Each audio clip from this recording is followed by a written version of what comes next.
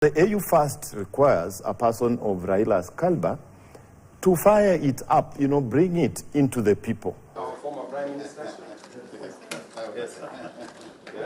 We may say when he gets there and he'll find that maybe the bed is different from what he's saying in campaigns, but he's not a new person.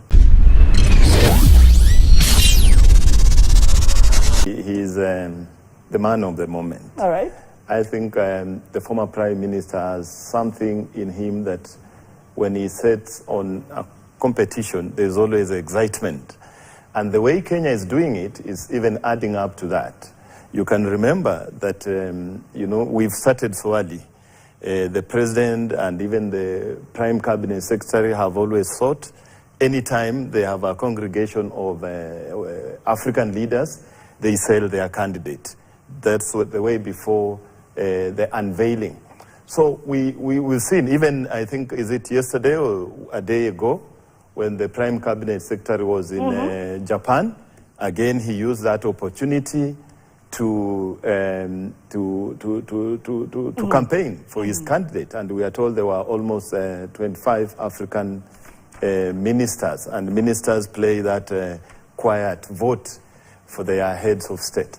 So he's a man of the moment, and I think the campaign system, the way they're doing it, is unique. We've not seen that before, in the sense that we started early, and the government has come in very heavily. If you look at the Prime Cabinet Secretary has thrown his weight behind Raila Odinga. Right. You remember there was a time he was attending Mass, I think, in Migori or somewhere in Nyanza, and he told the people there that there's good news that I'll bring to you. That's way back. And the President has been doing this, including any summit in the country. And now, again, the unique aspect is, if, that's my word, if the leaders you've mentioned come in goodwill and honor the invitation, and we see more numbers, it will not be just the unity of the country, but we are now going with the unity of the Eastern Africa region, with the core at the heart there, the EAC, and we are looking at this so that when Raila Odinga as a candidate of Eastern Africa and Kenya speaks of African unity, we can see it from home. I'm not going to be very active in Kenyan politics henceforth, as I continue now to focus my attention on the continental campaign. I was myself pleasantly surprised that Kenya government said they would support me.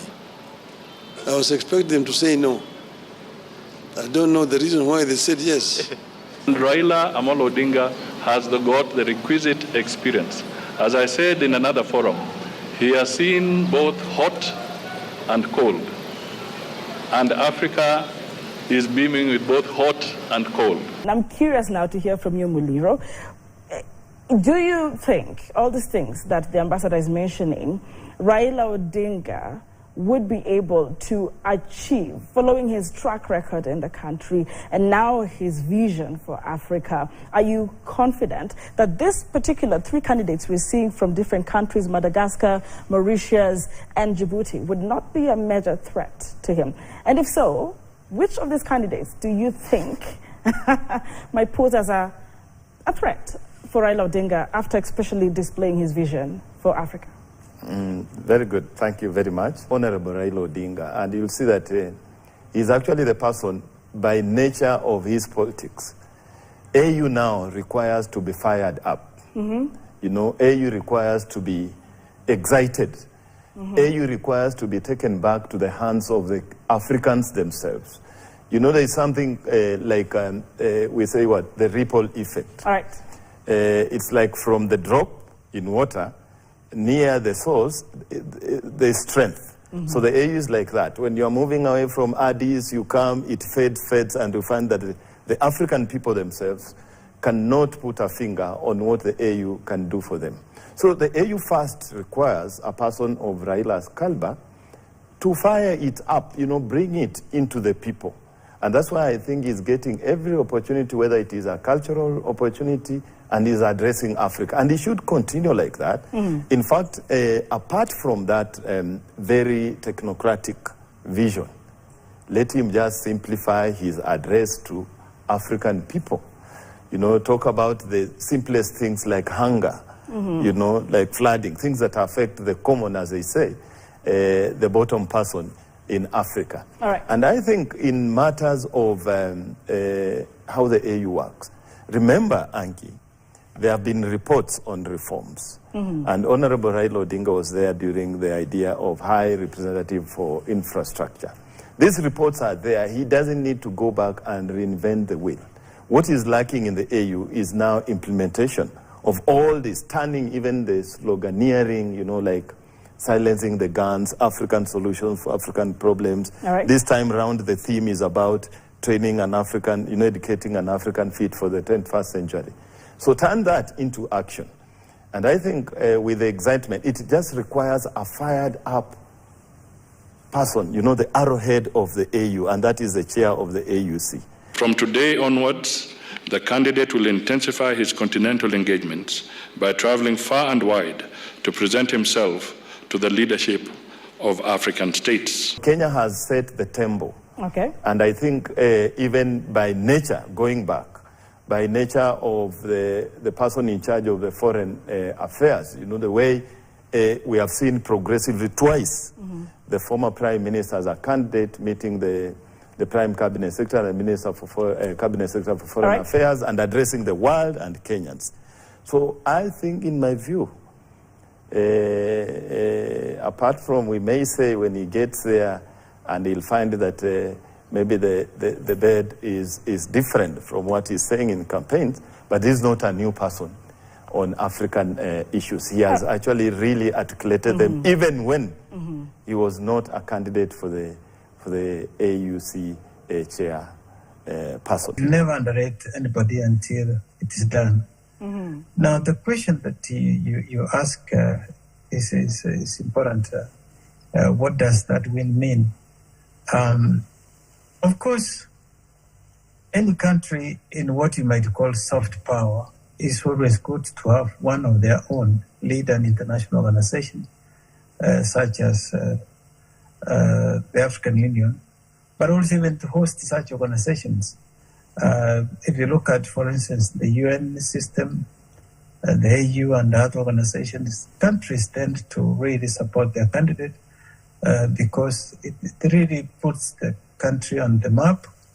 And of course, that is part of really what you might call soft power. But of course, also from the African Union, we are also looking for a suitable candidate. It's not simply a Kenyan issue.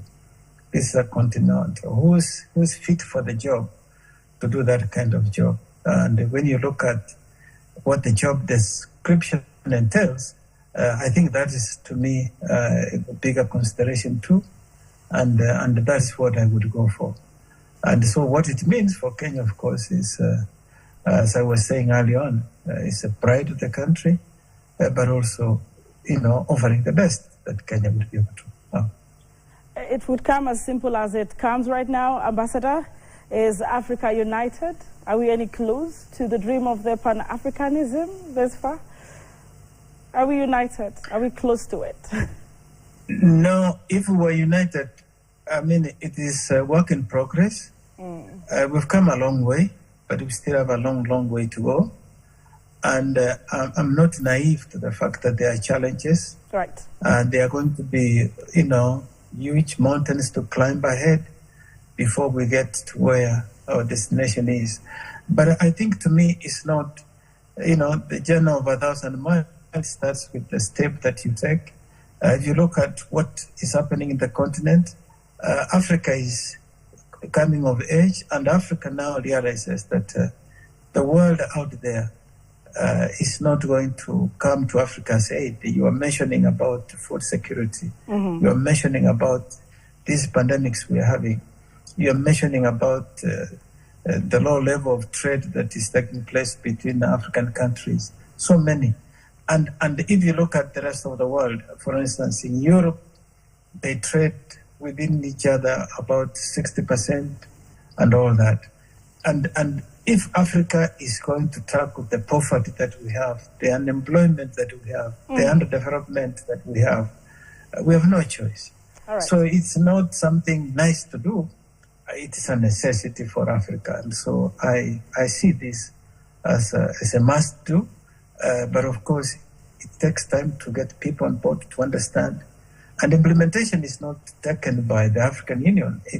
All this is implemented at national level, even at county level, because if you talk of like the theme you mentioned, it's not implemented the African Union. African Union only brings the countries together, agree on the action plan. Then there is a part of African Union to do, but the rest of it, I would say over 90%, is implemented at the national level. Thank you. So that is really something that we should understand.